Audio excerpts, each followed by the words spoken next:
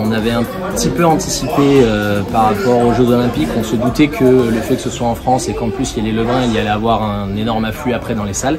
Nous on s'est dit que pour pouvoir accueillir du mieux possible, il fallait qu'il y ait un nouvel emploi. Donc du coup on a profité du système d'emploi-formation qui est dans la Ligue Nouvelle-Aquitaine par rapport au BPGF pour justement prendre un nouvel alternant.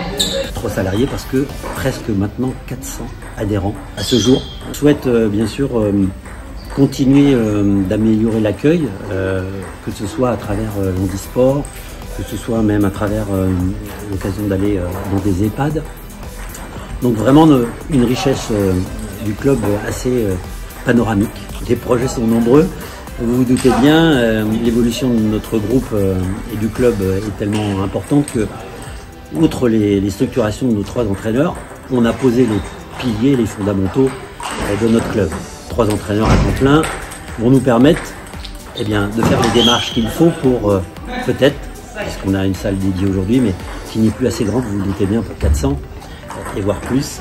Donc on est allé présenter un projet à la mairie pour une nouvelle salle qui sûrement sera sur une dimension interrégionale.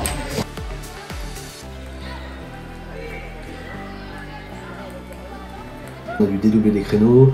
Donc avant, en fait, par exemple, le soir, on avait une séance qui était couplée loisirs-compétition, 19h, 21h30. Bon, maintenant, il y a un créneau loisir qui occupe quasiment toute la salle de 19h à 20h30 et un autre créneau en fait qui commence après. Et mardi, jeudi, c'est inversé. Donc ça élargit énormément les horaires d'ouverture de la salle.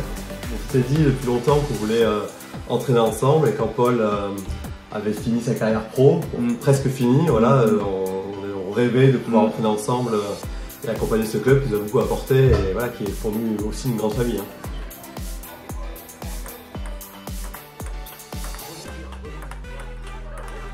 Le DES m'a beaucoup apporté en termes de méthodo et en termes de réflexion, surtout sur la globalité au niveau des différents systèmes, donc que ce soit sur comment être chef de projet par rapport à des actions de développement ou par rapport à des actions de formation ou même sur des projets de performance.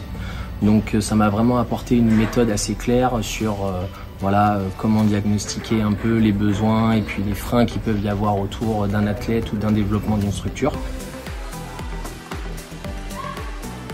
C'est vraiment la continuité d'une belle histoire, hein. C'est-à-dire que là on a Paul Laverne qui a été formé ici, qui a été champion de France à plusieurs reprises sous les couleurs du CAM, parti ailleurs pour évoluer en pro, qui revient maintenant en fait comme entraîneur, qui va pouvoir lui aussi accompagner Nathan et Arthur, qui aspire à jouer en pro dans quelques temps. On a une salle qui date depuis 50 ans, là, qui est très vétuste, elle est très occupée, on a beaucoup travaillé, on a développé le club sur tous les publics, je pense au maximum de capacités. Et là on se retrouve un peu limité, donc on aimerait bien une nouvelle salle avec plus de créneaux possibles.